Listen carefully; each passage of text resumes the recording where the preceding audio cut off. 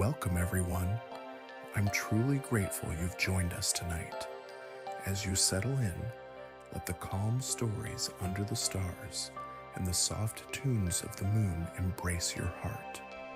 Take a deep, soothing breath and allow the quiet magic of voice to guide you gently toward peaceful dreams. If you enjoy these moments of relaxation, don't forget to like and subscribe. It helps keep the stories flowing.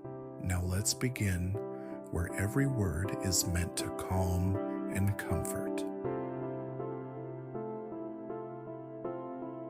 In the sleepy, winding streets of Milford, a small town where the clamor of modern life had yet to intrude, there was a secret that every day blossomed with the rising sun.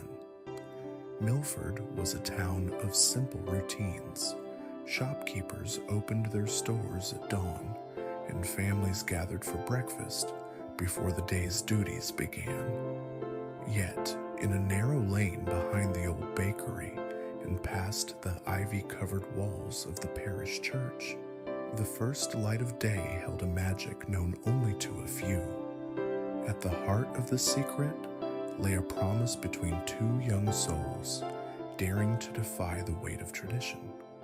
Their names were Thomas and Emily.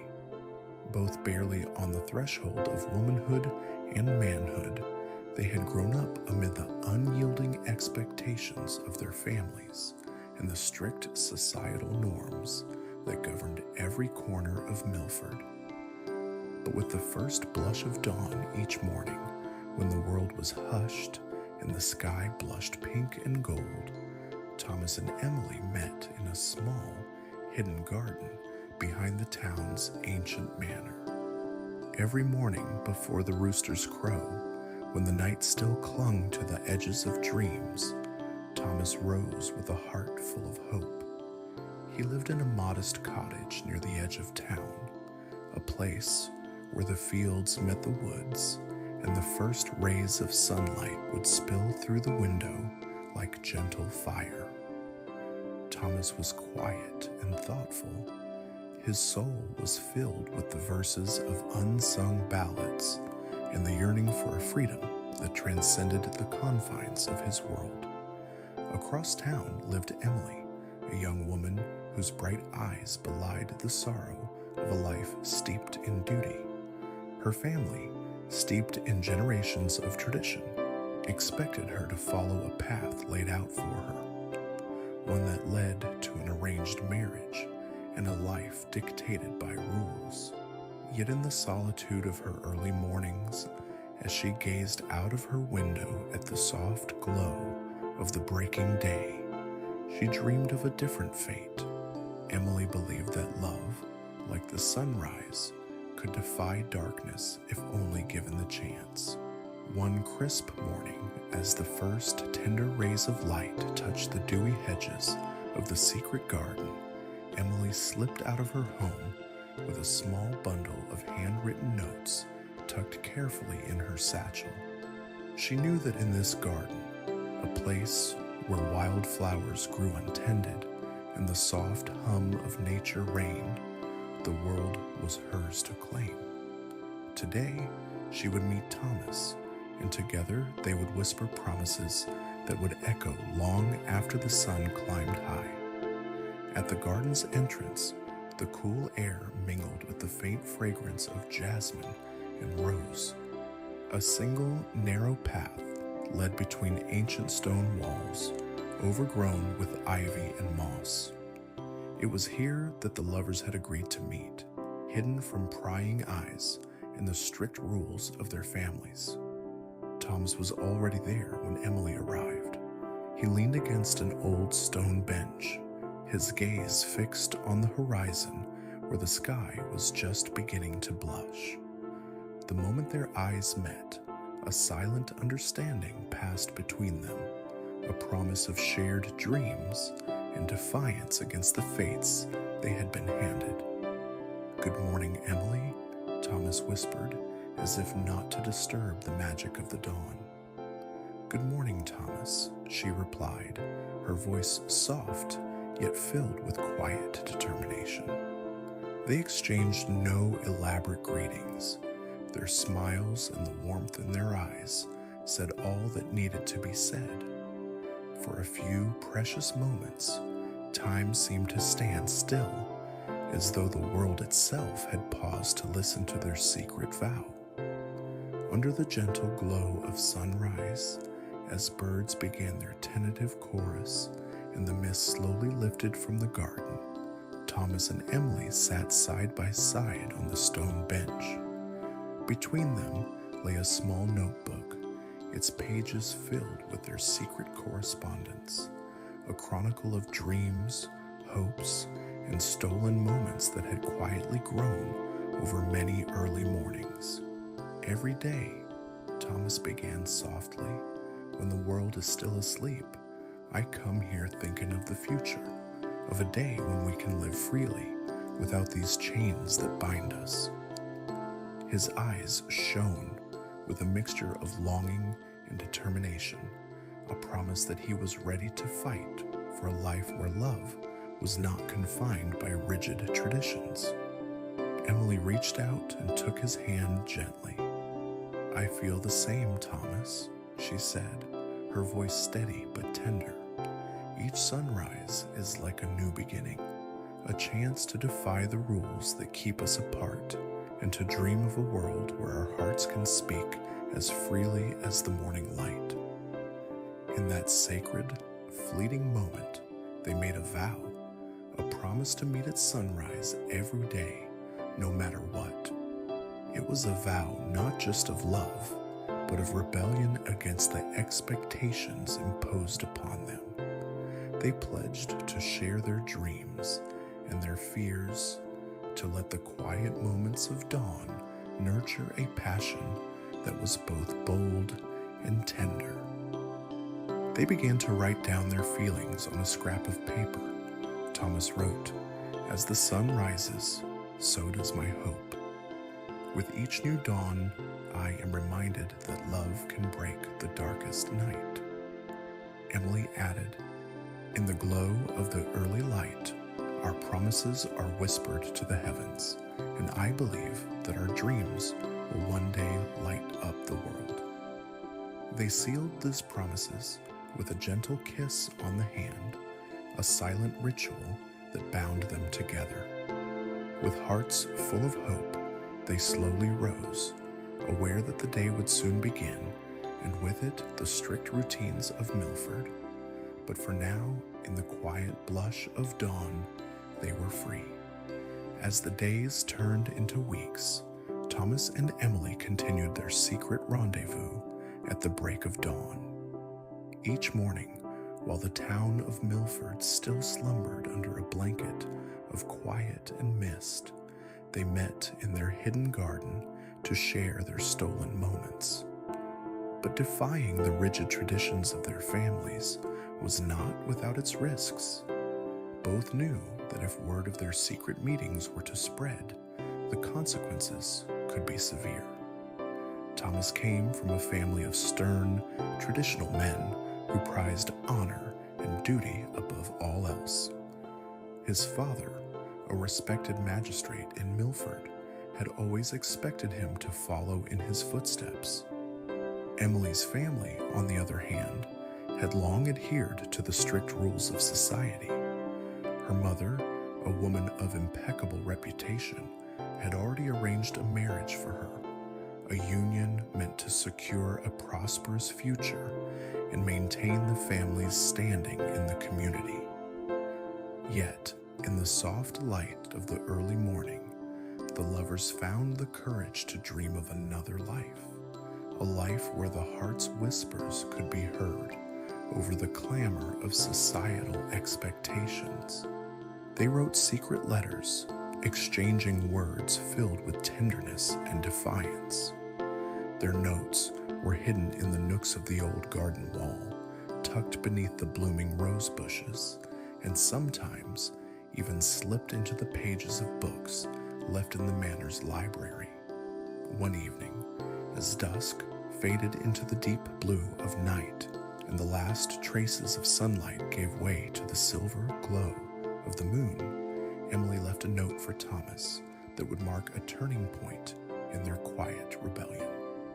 In her careful, flowing script, she wrote, "My dearest Thomas, in this vast world of rigid rules and unyielding customs, our love is the gentle flame that refuses to be snuffed out.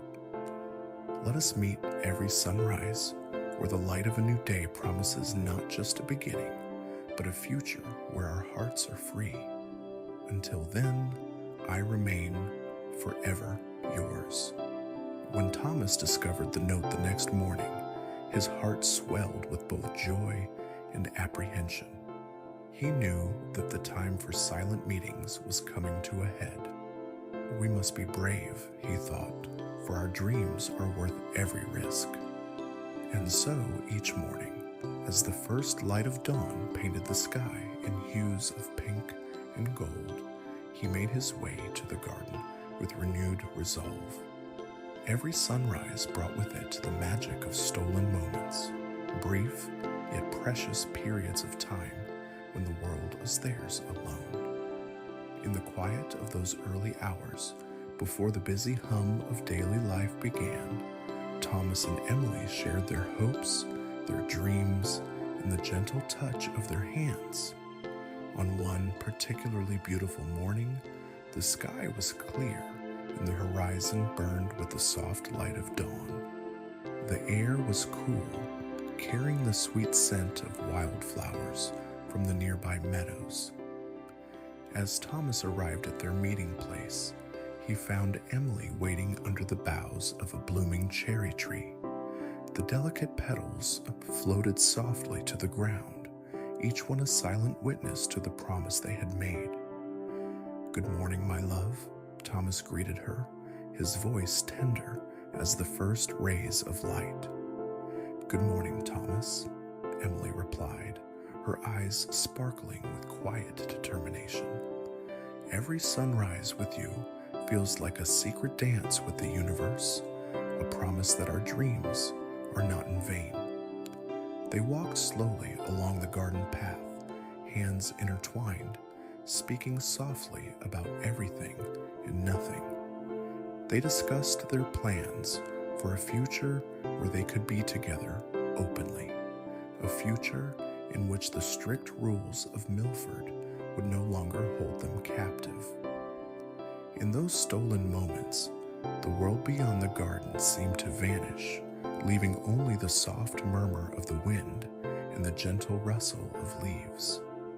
Their conversation was a tapestry of simple truths, dreams of freedom, of passion unbound by tradition, and of a life built on the foundation of quiet defiance. They recalled childhood memories, whispered secrets, and shared gentle laughter that echoed in the cool morning air. Each word they exchanged was a small act of rebellion, a declaration that their love was stronger than the boundaries set by others. As the sun climbed higher, its warm light gradually banished the shadows of night, and the lovers knew that their time together was fleeting. With heavy hearts yet bright eyes, they parted ways, each carrying the promise of the next sunrise, a promise that no matter what the day might bring, their secret love would endure. In Milford, the days were governed by long-held traditions and the unyielding expectations of society. Families adhered strictly to customs, and any deviation from the norm was met with disapproval. Yet in the quiet hours of dawn, Thomas and Emily's secret meetings became a small, shining beacon of hope. Their ritual was a quiet act of defiance, a promise to each other that love and hope could flourish even in the most rigid of worlds.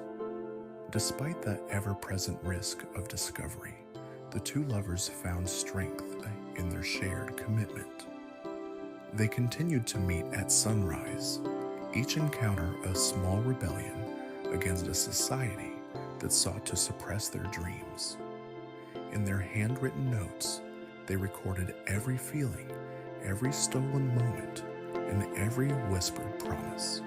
These notes, hidden away in secret corners of the manor and garden, became treasured relics of their quiet revolution. One morning, after a particularly intense discussion about the future, Thomas took a deep breath and said, "Emily, I want you to know that with every sunrise, I feel more certain that our love can change the world, even if it is just a small corner of it. We are defying tradition, yes, but we are also proving that the heart knows no boundaries." Emily squeezed his hand gently. "Our love is like the morning light. It may be soft, but it carries the power to dispel even the darkest night. We are the dreamers who dare to hope, and one day, I believe our hope will inspire others to find the courage to live their own truth." Their words were a quiet promise, a vow that no matter how rigid the world might be, their hearts would continue to beat together in defiance of all that sought to keep them apart. Their shared hope was a powerful, transformative force, one that filled each sunrise with the possibility of a new beginning.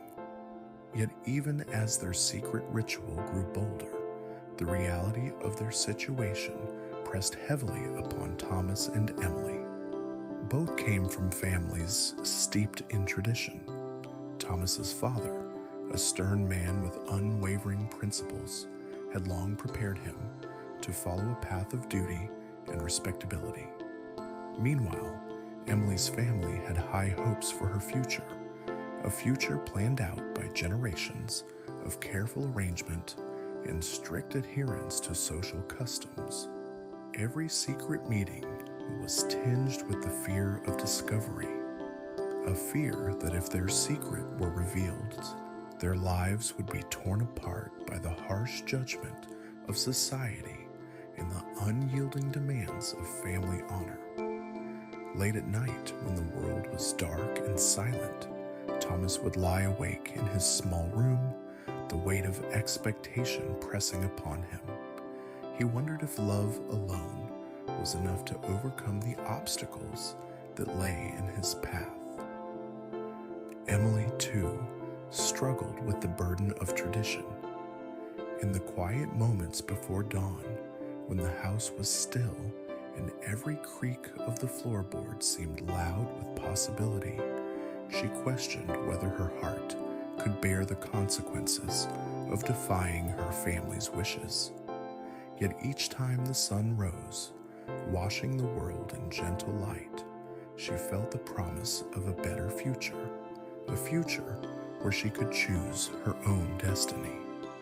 One particularly reflective morning, after a day filled with hushed, secret correspondence, Emily sat by her window and wrote in her journal, "I have always felt the pull of the sunrise, as if it were a reminder that every day holds a new promise.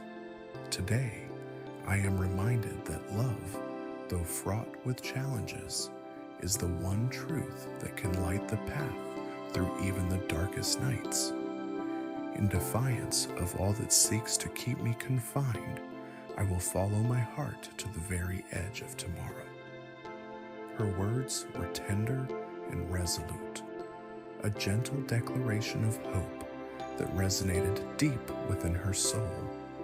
And though the challenges of tradition loomed large, each sunrise brought with it the promise of another chance to live freely, to love boldly, and to cherish the moments that made life worth living. As the seasons changed, so too did the landscape of Milford and the inner world of its inhabitants. The secret meetings of Thomas and Emily continued with a quiet persistence that soon became the heart of their existence.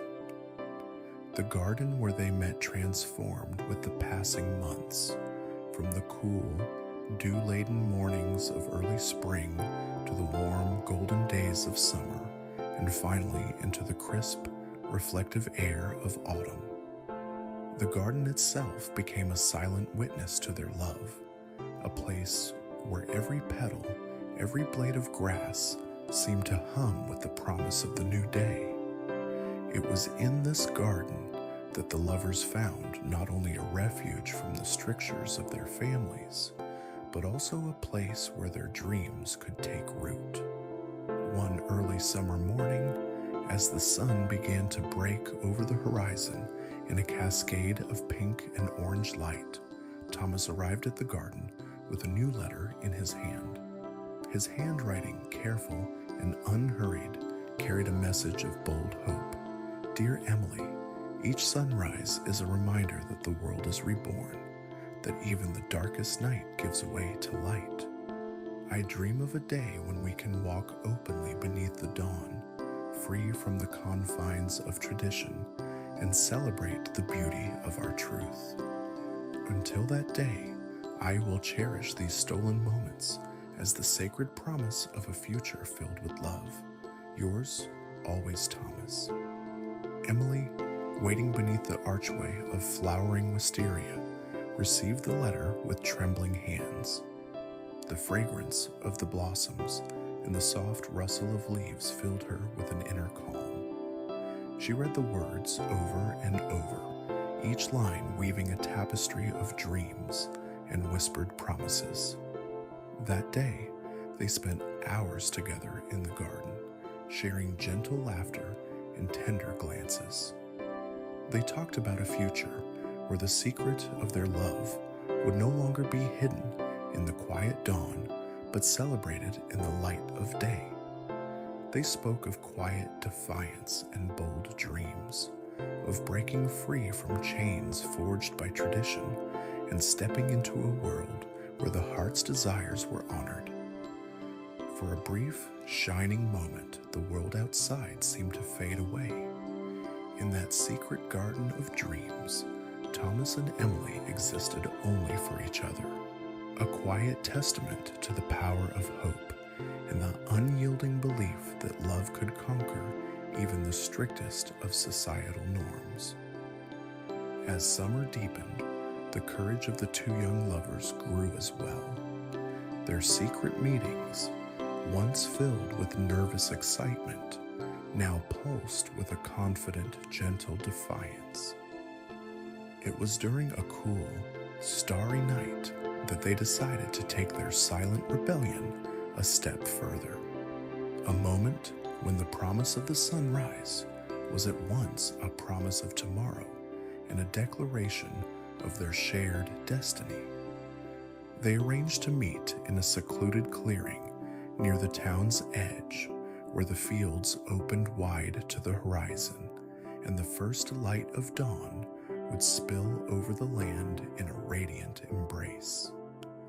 Under the cover of darkness, with only the soft shimmer of stars above, Thomas and Emily shared one of their most heartfelt exchanges. Thomas took a deep breath and spoke, his voice steady and resolute. Emily, I cannot imagine a life without you. Every sunrise, every secret note, every stolen moment in the early hours has made me believe that our love is something worth fighting for.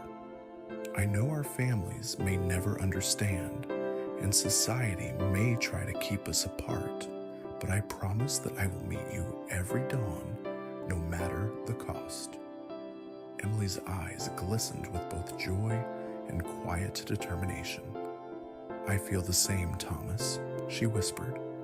In every new day, I see the promise of a future where we are free to love openly, where the light of our hearts can shine without fear. I vow to meet you at sunrise, to share in our dreams, and to stand with you against all that would deny us our happiness. They sealed their promises with a tender embrace, the cool night air carrying the sound of their quiet declarations into the stillness. In that bold moment, the small town of Milford and its rigid traditions seemed a distant memory, a backdrop against which their love shone like the first light of dawn. Yet the path of defiance was not without its trials. As the days passed, The pressure of family expectations and the threat of discovery loomed like dark clouds over their secret meetings. There were moments of doubt and fear when the lovers wondered if their quiet rebellion might one day be exposed. Rumors began to stir in hushed voices among the townspeople, and the possibility of disapproval weighed heavily on their hearts. One misty morning, after a particularly anxious night, Emily waited in the garden with trembling hands. The dewy grass clung to her skirts as she sat beneath her favorite oak tree, her eyes scanning the horizon for any sign of Thomas. Minutes stretched into an eternity, and her heart pounded with a mixture of hope and worry. Finally, Thomas emerged from the shadowed path, his face etched with concern. "Emily, I was delayed," he murmured, gently taking her hand. "I sensed that our secret might be in danger. I fear that the whispers in town are growing louder." Emily squeezed his hand, her voice soft yet determined. "Our love is our own truth, Thomas. If they cannot see the beauty in our promise, then we must hold on even tighter to what we share. We will continue to meet, even if the world tries to tear us apart. Our promises at sunrise are the only light in these uncertain times." In that moment, despite the uncertainty, they found solace in each other. Their shared defiance became a silent beacon of hope, a reminder that even in the face of disapproval, love could endure. They resolved to be even more cautious, to hide their notes more carefully, and to cherish every precious moment at sunrise even more deeply. That day, as the sun broke over the distant hills and cast a gentle glow over the secret garden, Thomas and Emily renewed their vow with quiet determination. Their whispered words were a declaration not only of love, but also of hope, a belief that one day the world might come to understand the beauty of a love born at the break of dawn. As autumn deepened and the days grew shorter, the secret meetings at sunrise became even more precious. The cool, crisp air of early morning carried with it the scent of fallen leaves and the promise of a new day. For Thomas and Emily, each sunrise was a sacred moment, a time when the world was reborn in light and the quiet magic of their love could flourish. In the soft glow of dawn, the couple would meet by their hidden garden and speak in hushed tones about dreams of a future unbound by tradition. They planned a life where they could live openly, where the promise of each new day was a chance to celebrate their love rather than hide it.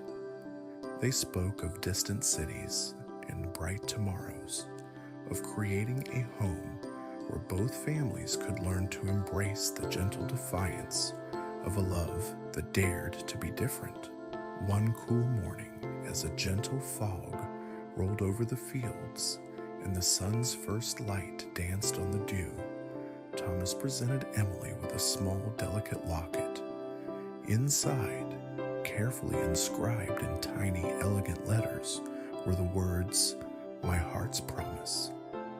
It was a symbol of their unwavering commitment, a promise that no matter the challenges ahead, they would meet every sunrise and share every dream.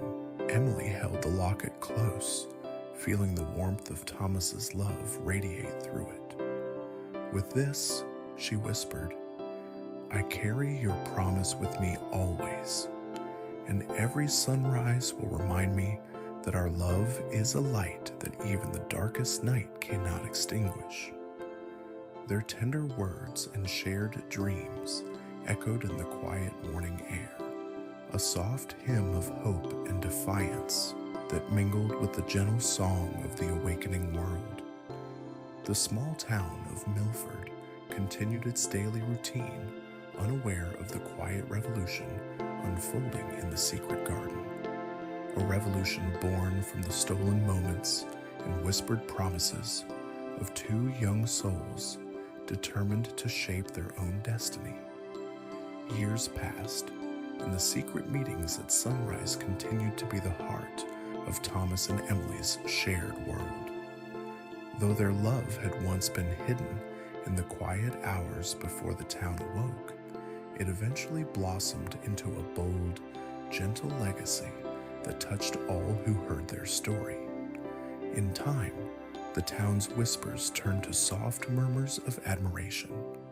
Slowly, the rigid traditions that had once seemed unyielding began to soften as the beauty of Thomas and Emily's devotion revealed a more compassionate, hopeful way of living.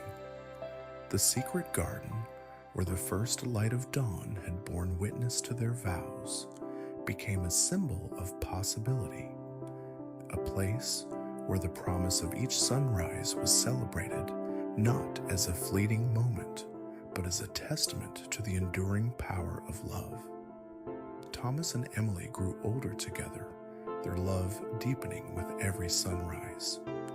Their notes, carefully preserved in a small wooden chest hidden away in the garden, became cherished relics, a tangible reminder that even in a world governed by strict traditions, love could find a way to flourish.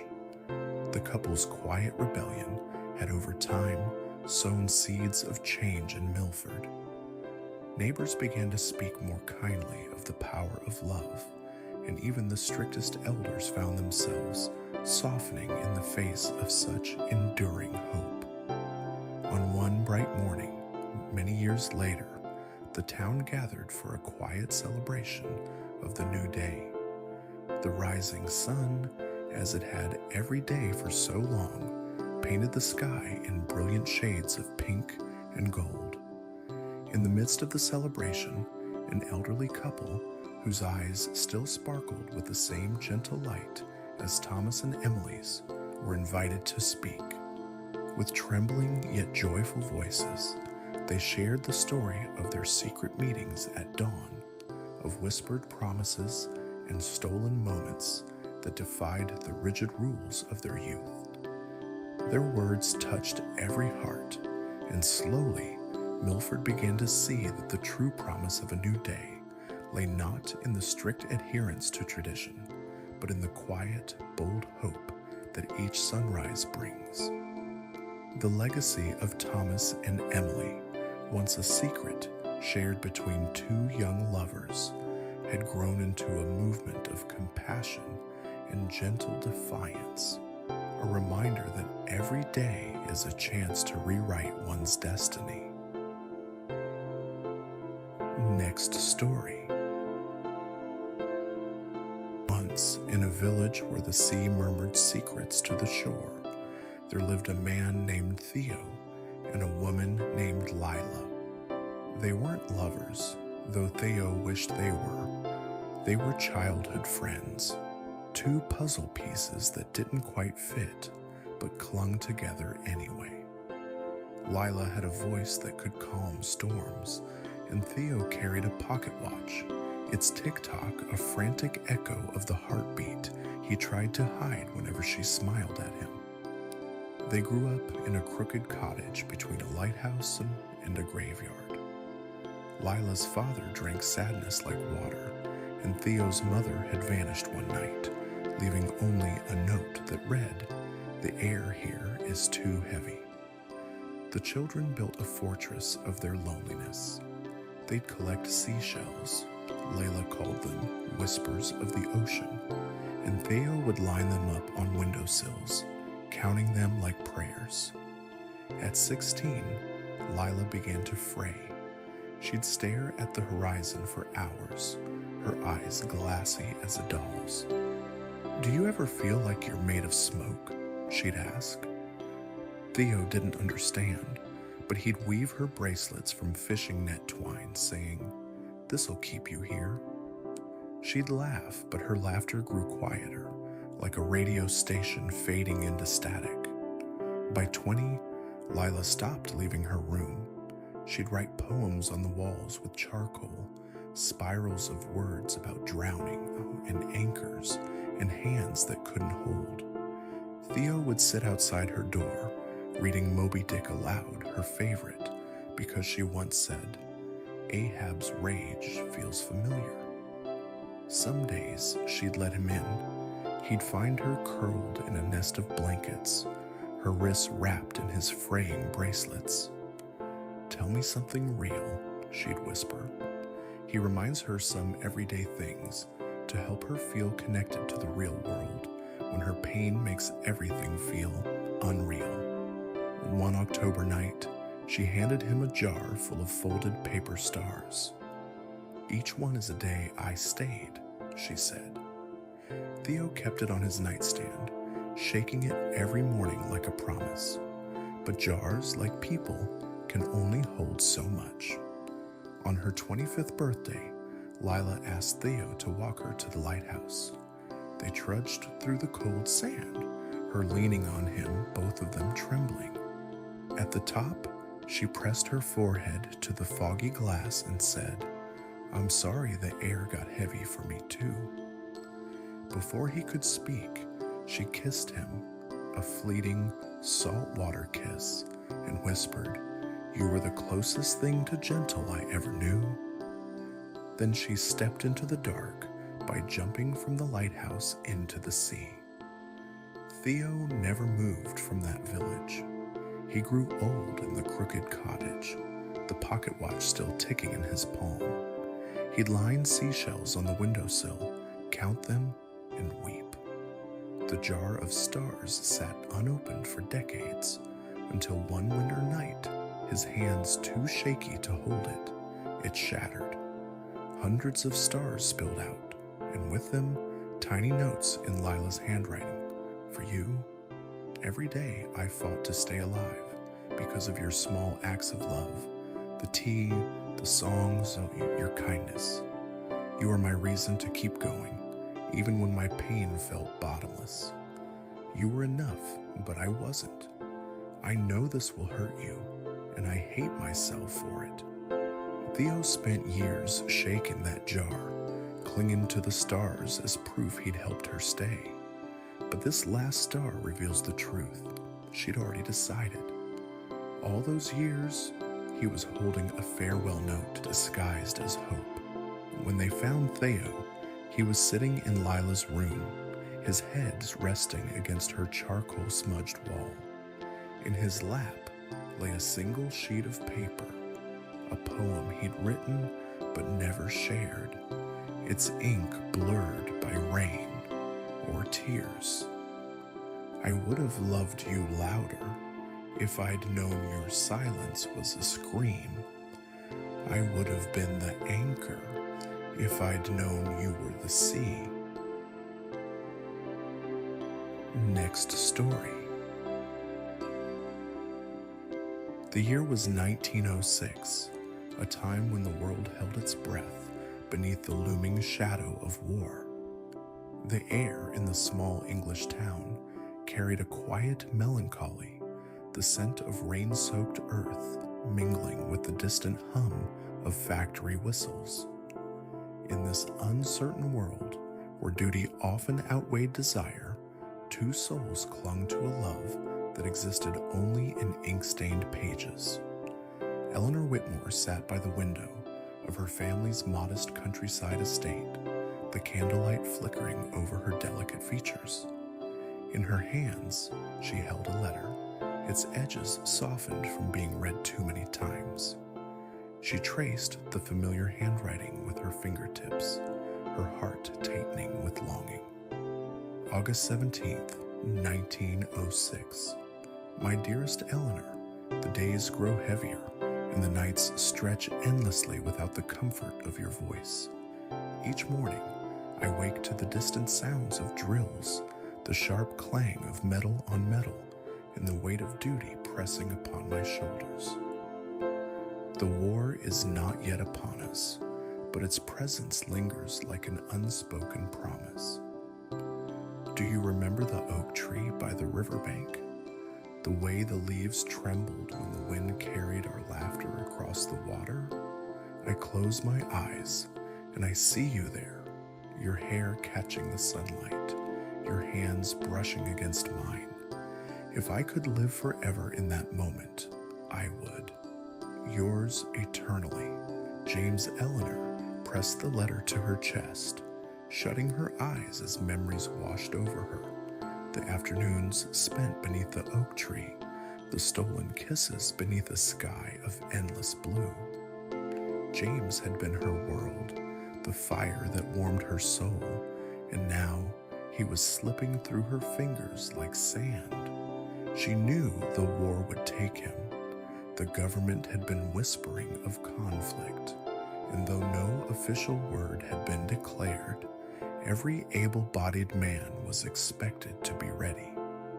James had been among the first to prepare, training tirelessly with the others in the town.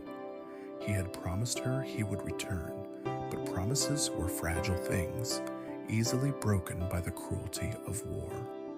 Days turned to weeks, and the letters became her lifeline. September 5th, 1906. My Eleanor. The training is relentless, and I find myself dreaming of home more often than I care to admit. I miss the scent of your lavender soap, the way your laughter fills the air, the warmth of your hand in mine. Here, everything is cold, steel and gunpowder, orders and silence. But your words remind me of who I am, of the life that waits beyond these barracks. Do you still go to the riverbank? I imagine you there, and your skirts trailing in the grass, your fingers idly plucking petals from the wildflowers. It is the thought of you that keeps me steady. Ever yours, James Eleanor's hands trembled as she folded the letter. She did go to the riverbank. Every afternoon, she sat beneath their tree, her hands resting on the rough bark where James had once carved their initials. The wind carried his absence, whispering through the leaves like a ghost of what once was. Her mother warned her not to wait. War changes men, she said. If he returns, he may not be the same James you love. But Eleanor could not bear the thought of loving another. As autumn bled into winter, the letters grew more sporadic, and with each passing week, Eleanor feared the worst. She checked the post every morning, her heart lodging in her throat when nothing arrived. The silence stretched unbearably, the days marked only by the growing weight of uncertainty. Then finally, December 22nd, 1906. My love, I write this by the dim glow of an oil lamp, the ink smudging beneath my weary hands. The air is colder here, biting through even the thickest of coats. There are whispers now, rumors that the inevitable may finally be upon us. I do not know what the new year will bring, but I fear it may take me far from you. If I do not write as often, know that it is not for lack of love. You are in every breath I take, every heartbeat, every fleeting thought. No war can steal you from me. Please, Eleanor, do not cry. If the fates are kind, I will return to you. Forever, James Eleanor pressed her lips to the paper, willing her love to reach him across the miles.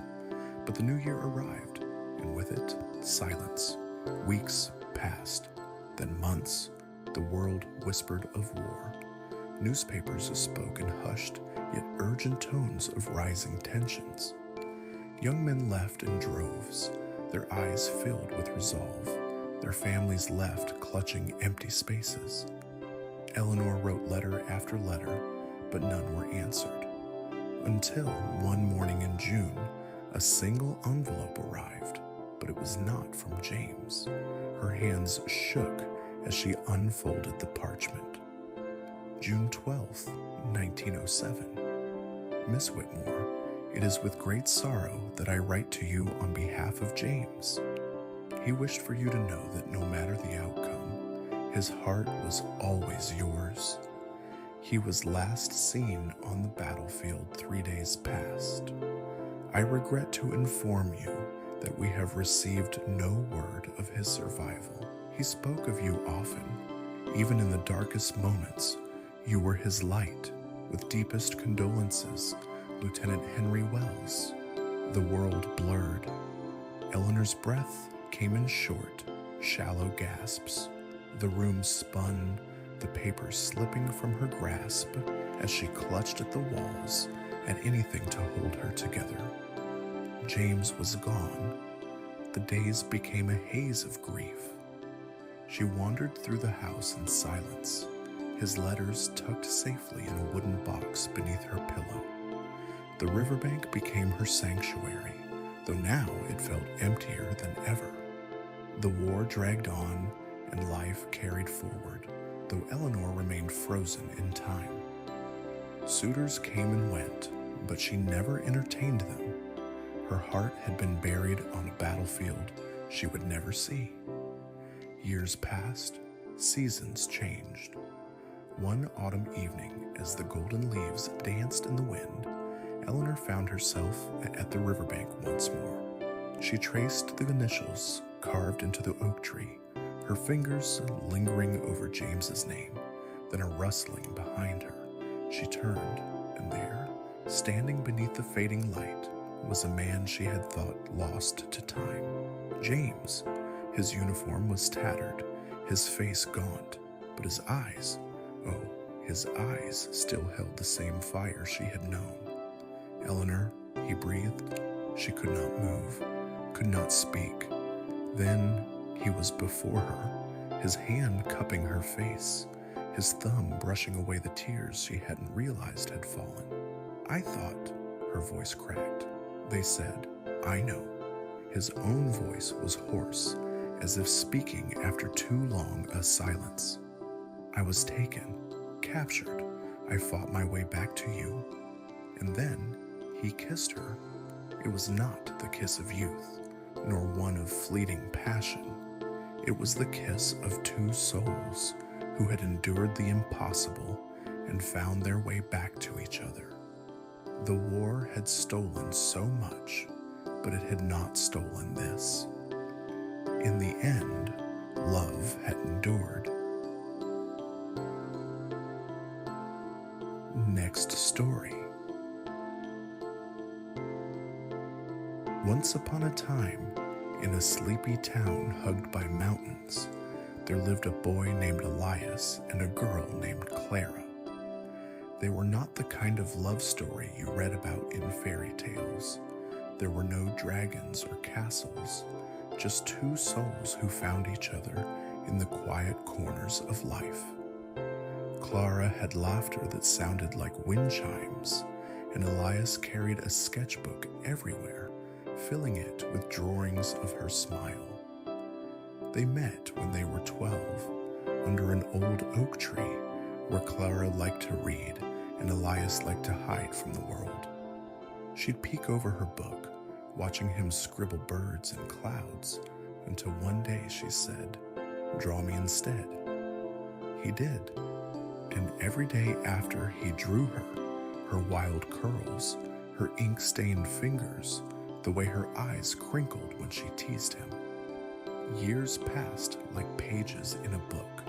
They shared secrets under that oak tree, how Clara feared the dark, how Elias's father left and never came back. They promised each other, no matter where life takes us, we'll always come back here. But life, as it often does, had other plans.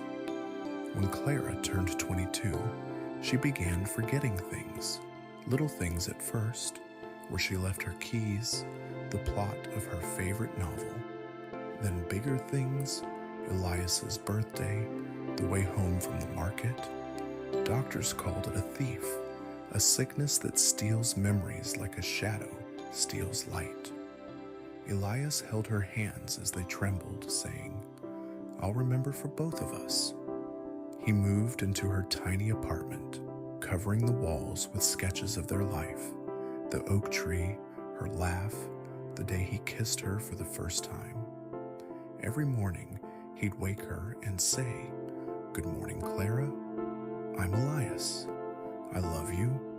Some days she'd smile and say, "I love you too."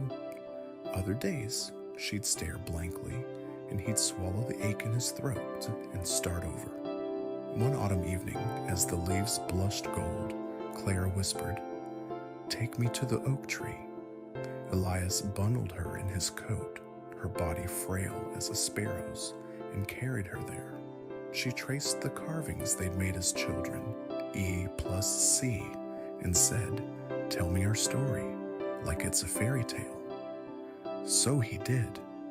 He spoke of picnics under the stars, of her teaching him to dance in the rain, of the time she painted his cheeks with watercolors just to make him laugh. As he spoke, Clara's eyes flickered with recognition, like a candle fighting the wind. "Elias," she breathed, as if his name were a prayer. She kissed him once, softly, and then her hand went still in his. For years after, Elias visited that oak tree. He'd bring her favorite book, The Little Prince, and read aloud to the empty air.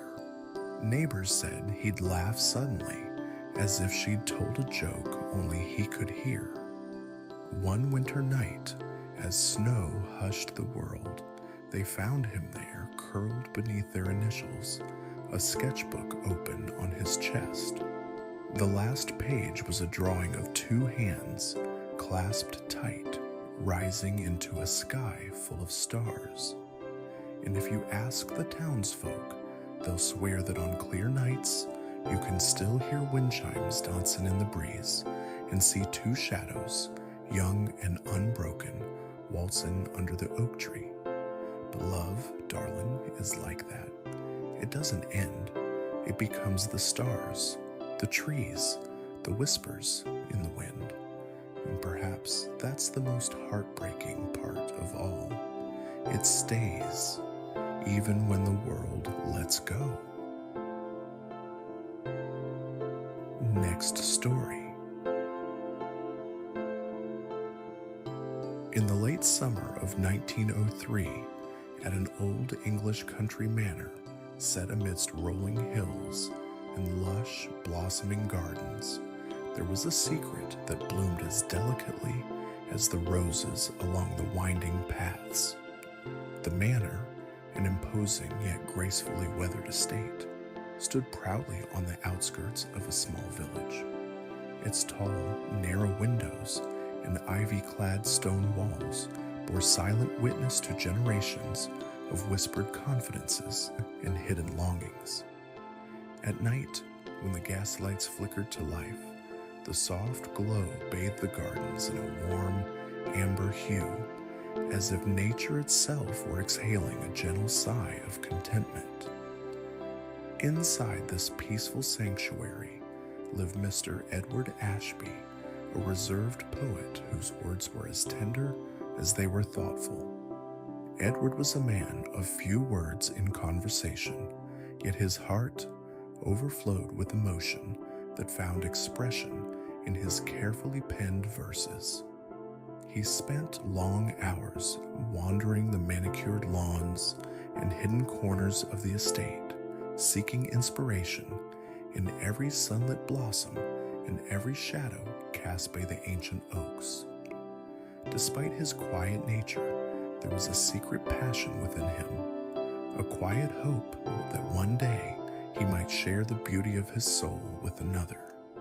That hope began to take shape when Miss Lydia Marston arrived at the manor. Lydia, a charming governess with bright, kind eyes and a ready smile, was employed by the family to educate their children. With her gentle manners and soft-spoken grace, she quickly won the hearts of everyone around her. Yet behind her warm exterior, Lydia too held a secret, a longing for connection and the desire to share in something deeper than mere polite conversation. It was on one crisp autumn evening, as the sun dipped low beyond the horizon and the gaslights were lit one by one, that fate began to weave its delicate tapestry. Edward, returning from a solitary walk through the dewy gardens, paused by a hidden bench beneath an ancient yew. There, in the fading light, he discovered a small, neatly folded note lying atop a stone. The handwriting was elegant, the ink slightly smudged as if borne upon the gentle breeze. It read, "The garden whispers secrets at night. Let your heart listen, and you may find that hope is near." Edward's pulse quickened. He knew in his heart that these words were not random, for only one other soul in the manor could write such tender verses: Lydia. Although they had exchanged only brief, formal greetings in the corridors of the estate, he had sensed that she possessed a quiet strength and sensitivity that mirrored his own. That note, delicate as a falling petal, set in motion a secret exchange between the reserved poet and the gentle governess. The following morning, as dawn broke over the misty English countryside, Edward found himself unable to shake the memory of the mysterious note. Over a simple breakfast of toast and tea in the manor's dining room, he stole glances at Lydia, who sat at the other end of the long oak table. Her eyes, a warm hazel, were kind but held an air of wistfulness. Edward's mind raced. Had she written that note? The words had stirred something in him, a feeling of hopeful possibility that he had long thought lost. Later that day, while tending to his daily ritual of writing in his leather-bound journal in the quiet conservatory, Edward discovered another note tucked inside one of the books on poetry. This one read, "Beneath the silver moon, the garden sings of dreams. I wait where the roses bloom." A soft smile played upon his lips as he read the lines. Without hesitation, he retrieved his finest paper and penned a reply in his neat, measured hand. In the quiet of twilight, where words become whispers, I too seek solace amid the blooms. Meet me by the ancient elm when the night is deep. He folded the letter carefully, and with a flutter of excitement, mingled with nervous hope, slipped it into an envelope. That very evening, as shadows lengthened and the gaslights began their gentle glow, he found a discreet place near the ancient elm tree in the garden. There, under the pale light of the moon, he left the envelope on a low stone ledge. Unbeknownst to him, Lydia had been watching the garden from a nearby window, her eyes catching the shimmer of the gaslight on dew-dappled leaves. When she stepped outside into the cool night air, she followed the soft trail of hope left by Edward's note. The garden was hushed and calm, the gentle rustling of leaves mingling with the distant hum of night insects. Her heart pounded as she approached the ancient elm. There, resting on the stone ledge, lay Edward's note. With trembling fingers, she read the lines again and again, each word wrapping her in a warm embrace. The note spoke of a shared longing for quiet understanding, a promise of companionship in the silent beauty of the night.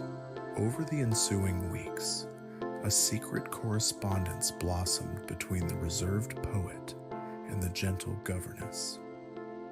Each night, when the manor grew still and the gardens shimmered under the soft glow of gaslight, handwritten notes began to appear in hidden corners of the estate. They exchanged verses about the beauty of the moonlit night, reflections on the passing of time, and gentle musings on love and hope. Their words were simple, heartfelt, and insincere, each note a tiny spark that lit a fire in their hearts. On one particularly clear night, when the sky was a deep indigo sprinkled with stars, Edward arranged to meet Lydia at the rose garden. The garden was a secret haven, a place where fragrant roses of every hue bloomed in quiet splendor, their petals glistening with the dew of the evening. The soft scent of jasmine mingled with the delicate perfume of roses, and the air was filled with a gentle symphony of crickets and rustling leaves. Edward arrived early, his heart fluttering with anticipation. He paced slowly along the gravel path, his eyes searching for any sign of Lydia.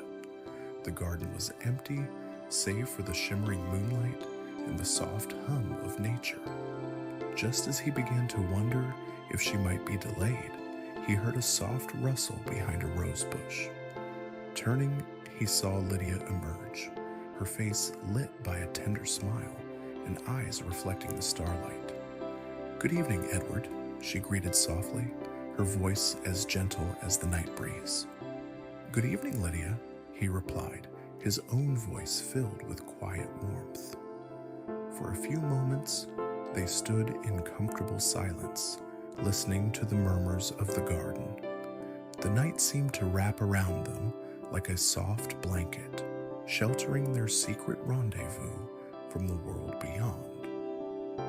They began to walk slowly along a winding path that meandered through the rose garden. The conversation between them was quiet, punctuated by shared smiles and the occasional recitation of a favorite line from a poem.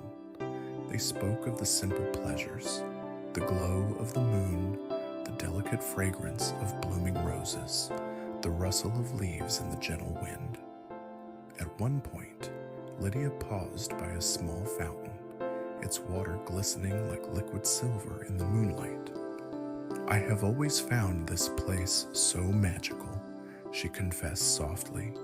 "It is as if the garden itself whispers stories of forgotten dreams and tameless hopes." Edward nodded. "Yes, the garden listens to our secret words. It cradles our thoughts in its soft embrace and lets our dreams take root." His eyes shone with a mix of admiration and quiet resolve. "I believe that in sharing these whispered verses, we create a bond that is as enduring as the ancient stones of this manor." Their hands brushed briefly, sending a shiver of quiet delight through both of them. In that fleeting touch, there was a silent promise, a hope that even if the world outside remained unchanged, their hearts had found a gentle, welcoming home in each other's company. As the weeks turned into months, Edward and Lydia's secret meetings became the cherished rhythm of their lives. In the hidden corners of the manor, in the quiet expanse of the garden, they continued to exchange handwritten notes. Each note was like a delicate bloom, a carefully chosen word, a tender phrase, a whispered sentiment that captured the essence of their growing affection. One cool autumn evening, as the trees began to don a cloak of russet and gold, Lydia invited Edward to the greenhouse, a small glass-walled room filled with exotic plants and vibrant blossoms. Inside, the air was warm and moist, and the soft hum of insects mingled with the rustling of leaves. It was a place of beauty and quiet magic, where every plant seemed to speak of life's mysterious cycles. Seated on a wrought iron bench surrounded by ferns and flowering vines, Lydia handed Edward a freshly written note. In her neat, graceful script, she wrote, "In the secret language of blossoms, each petal holds a word, each bloom a verse. May our hearts, like these delicate flowers, open fully to the light of a new dawn." Edward read the note slowly, his heart swelling with quiet joy. He replied in kind, "Let our love be as gentle as the petals of a rose, unfolding in the soft light of hope. In every whispered word, may we find the strength to blossom together." They spent the evening among the plants, discussing the nature of beauty, the passage of time, and the subtle magic of the natural world. The greenhouse was a haven where the complexities of life softened into simple truths. Every leaf and every flower seemed to echo their sentiments, affirming that love, in its purest form, was a quiet, enduring gift. As the night deepened and the gas lights outside cast gentle patterns on the glass walls, Edward and Lydia knew that their secret was safe within the walls of 365 The Whispering Garden, a name that came to symbolize not only the physical beauty of the manor's grounds, but also the tender hidden realm of their shared dreams. With the coming of winter, the gardens took on a serene, almost otherworldly quality. The lush blooms of summer gave way to a quiet, frosted beauty. The gas lights were lit earlier each evening, and a soft chill hung in the air. Yet even in this stillness, the garden whispered its timeless song, a melody composed of the rustling leaves, the soft crunch of frost underfoot, and the distant hoot of an owl. On one particularly clear night, after a gentle snowfall had blanketed the manor grounds in white, Edward found himself walking along the frozen path that wound through the garden. The moon was full and bright, and its light sparkled on the delicate frost. In the silence of that snowy night, he could almost hear the very heartbeat of nature. As he walked, he came upon a small clearing near a grand old oak. There, resting on a stone bench, lay a bundle of handwritten notes tied together with a simple ribbon. Edward recognized the familiar, elegant handwriting of Lydia. He untied the ribbon slowly, as if unwrapping a precious gift, and began to read her words. In the quiet of the winter night, beneath the soft glow of the moon, I find that every breath is a verse, every step a line in the poem of our lives. Let the silence sing of hope, and the frost whisper of promises unspoken. The words were simple, yet profound, a gentle reminder that even in the coldest, darkest nights, there was a light that warmed the heart. Touched by her delicate sentiment, Edward felt a surge of quiet emotion. He retrieved his pen and folded a blank piece of paper.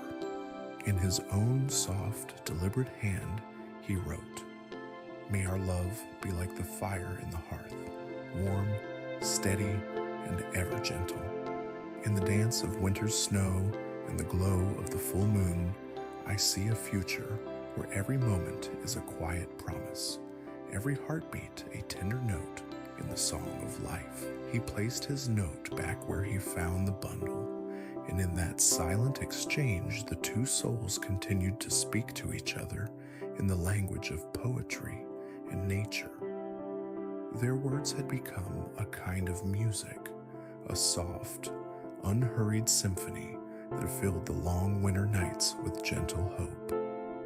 As the seasons changed and the chill of winter slowly gave way to the tender warmth of spring, the manor's gardens burst forth once more in vibrant color. Blossoms appeared as if by magic, and the once frosted paths were now soft and inviting. With the arrival of spring came a new energy, a feeling of renewal and quiet optimism that pervaded every corner of the estate. One balmy evening, as the sun dipped low and the garden was bathed in the soft glow of twilight, Edward and Lydia arranged to meet by the rose arbor. It was their special spot, a secluded corner of the garden where the air was thick with the fragrance of roses and the gentle buzz of bees. Here, surrounded by the living poetry of nature, their secret bond felt even more profound. Edward waited on a stone bench beneath the arch of climbing roses. When Lydia arrived, her face was lit with the soft radiance of the setting sun, and her eyes shone with a quiet determination. They exchanged a warm, knowing smile, as though their hearts recognized each other immediately. "I have something to tell you," Lydia said softly, her voice barely above a whisper, as if the roses themselves were urging her to speak gently. Edward reached for her hand, and in that delicate touch, the world around them seemed to slow. "I feel the same," he murmured, his voice filled with tender certainty. "For weeks, every note you have sent, every quiet midnight stroll, has been a secret promise of something beautiful." Lydia's eyes glistened as she continued. "I have loved you from the moment I first read your words. In the gentle silence of the night, I found in you a kindred spirit, a soul that listens to the whispers of nature and understands the true language of the heart." Their confession was simple, yet every word carried the weight of years of silent longing. They sat there in the twilight, hands entwined, as the garden around them sang with life. The fragrant air, the soft murmur of the wind, and the gentle rustle of leaves all bore witness to the delicate bloom of their shared love. That night, under the soft glow of the gaslights and the twinkling stars, Edward and Lydia took a slow, tender walk through the garden. Their steps were soft, and their voices were barely above a whisper as they spoke of dreams and hopes, of the promise of each new day, and of the beauty of sharing life's quiet moments. Every word they exchanged was like a gentle caress, a soothing balm that healed old wounds and kindled new joys. Over time, the garden itself seemed to change in subtle, enchanting ways. The old manor's grounds, already a sanctuary of beauty, now held an air of secret delight. The roses appeared even redder, the jasmine more fragrant, and the ancient trees whispered their timeless songs with renewed fervor. It was as if the garden had learned of Edward and Lydia's quiet romance and, in its own mysterious way, blessed their union. Late one evening, as summer edged toward autumn, Edward and Lydia ventured deep into a secluded part of the garden where wild flowers grew in abandon and a small clear stream meandered quietly among the rocks. Here, beneath an ancient oak whose limbs spread out like protective arms, they found a hidden alcove, a secret nook that seemed untouched by time. In that alcove, the couple discovered a weathered stone bench covered in soft moss. It was a place of rare stillness and beauty, where the only sound was the gentle trickle of water and the soft rustling of leaves.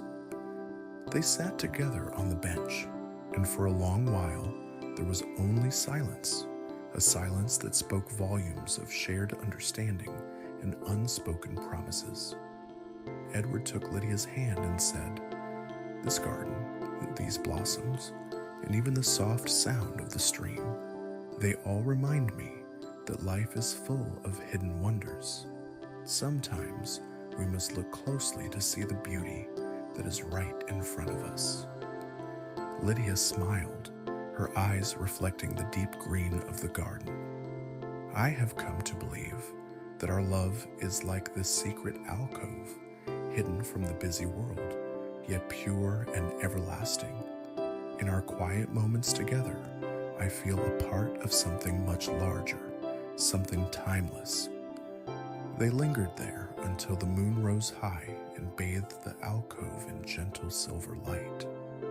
Their whispered words and soft laughter mingled with the natural music of the garden, creating a serene symphony that carried them deep into a state of peaceful contentment. As the years passed, the The secret notes and midnight walks continued to weave a delicate tapestry of love between Edward and Lydia. Their correspondence, once cautious and tentative, grew bolder and more filled with heartfelt truths. Every note was a testament to the gentle evolution of their relationship, a quiet, persistent blooming of two souls destined to meet. In the calm of early spring, Edward began to compose a long poem about the garden, about the whisper of the wind through the blossoms, and about the soft light of the gas lights that lit their secret meetings. He wrote of the gentle beauty of a shared glance, the warmth of a hand held in silence, and the deep joy of discovering a kindred spirit in an unexpected place. His verses were full of simple truths, truths that spoke of love, of hope, and of the endless cycle of life and renewal. Lydia, too, found solace in writing. In quiet moments before dawn, she would sit by the window in her small room in the manor and write in her journal. Her words were gentle and warm, filled with the memory of Edward's tender smile and the sound of his soft laughter during their midnight strolls. In her writing, she captured the beauty of their secret garden, the golden light of a summer evening, and the quiet promise of a shared future. One rainy evening, when the manor's corridors were lit only by the flickering glow of gaslight and the soft patter of rain on ancient stone, Lydia left a note on Edward's study door. The note read, "In the gentle rain, I hear the whispers of the garden. Each drop is a memory, each splash a promise. With you, my dear Edward, I find that even the darkest nights are filled with the soft light of hope." Edward's heart swelled with warmth as he read her words. That night, he sat by the window in his study, gazing out at the rain-washed gardens. He picked up his pen and wrote back, "The rain may fall softly on the ancient stones, but it awakens the seeds of our love. In every drop, I see a spark of life, a quiet promise that our hearts, like the garden, will always find a way to bloom." Their letters became a cherished ritual, a gentle conversation carried on paper that spoke of their deepest feelings. They saved each note in a small wooden box, a treasure trove of memories that chronicled the blossoming of a love both delicate and enduring. One crisp autumn day, as leaves turned a fiery red and gold, the manor hosted a small gathering of family and friends. Though the celebration was lively and the manor filled with laughter, Edward and Lydia shared a private, knowing smile. Amid the revelry, they exchanged a final secret note, a promise that their quiet love would endure beyond the fleeting moments of a single day. Later that night, as the party faded into the soft silence of midnight, Edward and Lydia slipped away from the crowded halls and met once again in the secret garden. Under a sky sprinkled with stars, they walked side by side along a narrow path that wound through blooming hedges and ancient trees. The air was cool, and the gentle hum of the night provided a soothing backdrop to their quiet conversation. "I sometimes wonder," Edward said softly, "if all of these secret moments, these little notes and midnight strolls, are the true measure of a life well lived. They are gentle and unassuming, yet they fill our hearts with a warmth that no grand gesture ever could." Lydia squeezed his hand gently. "I believe that true love is found in these quiet moments, in the soft exchange of words, in the simplicity of a shared walk under the moon. We find a promise that is as enduring as the stars. Even as the world changes, our love remains constant, a steady light in the darkest of nights. Their words were simple, yet in their simplicity lay an overwhelming truth. The garden, with its ever-changing seasons, had become a silent witness to their journey, a journey marked by whispered verses, shared dreams, and a deep, abiding hope for the future. Years later, the manor and its gardens remained a sanctuary of beauty and quiet magic. Edward and Lydia's secret love, nurtured in whispered notes and midnight walks, had grown into a gentle legacy. The notes they exchanged, filled with heartfelt poetry and tender promises, were carefully preserved in a small wooden chest. Each note, like a delicate flower pressed between the pages of a cherished book, told the story of two souls who had found solace in one another. The garden, too, seemed to have absorbed their love. Every rose, every vine, every blade of grass appeared to bloom with a softness that spoke of a promise kept. The gaslights that lined the winding paths cast a warm glow, as though the very air were imbued with the spirit of their quiet romance. The couple often took walks through the garden well into their later years. Though time had left its mark upon their faces, their eyes still sparkled with the same gentle light that had first shone when they exchanged their secret notes. They would sit on the same old stone bench beneath the ancient yew, and together they would recall the early days of their clandestine meetings. "Do you remember the first note?" Edward would ask softly, his voice filled with nostalgia. Lydia would laugh, a sound as light as a breeze. How could I forget? It was as if the garden itself had whispered it to us. They knew that their love story, though quietly told, had grown into something far greater than either of them had ever imagined.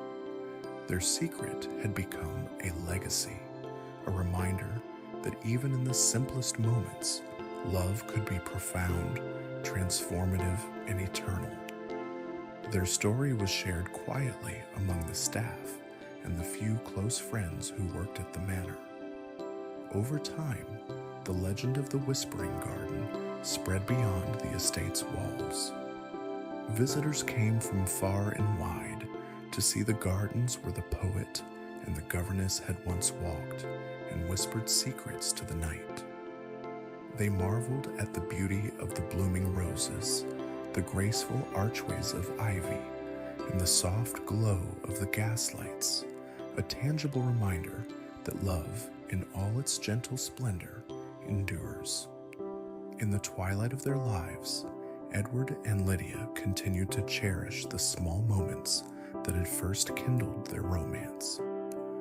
They often sat together in the garden's quiet corners, reminiscing about the years gone by and dreaming of the future. Their love, nurtured in the secrecy of handwritten notes and soft midnight walks, had blossomed into a quiet, enduring flame, a beacon of hope and tender resilience. One particularly serene evening, as the sky turned a deep shade of indigo and the first stars began to twinkle, Edward handed Lydia a final note, a note that he had written after a lifetime of shared experiences. In simple, heartfelt words, he wrote, "My dearest Lydia, in every quiet moment I have found 1,000 reasons to smile.